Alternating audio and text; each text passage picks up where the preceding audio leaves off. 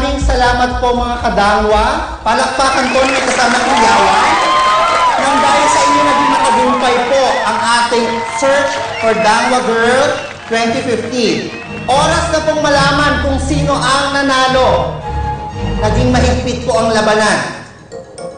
Pero, meron pong isang misteryosong bumili ng maraming ticket. Kaya may isang naungusan.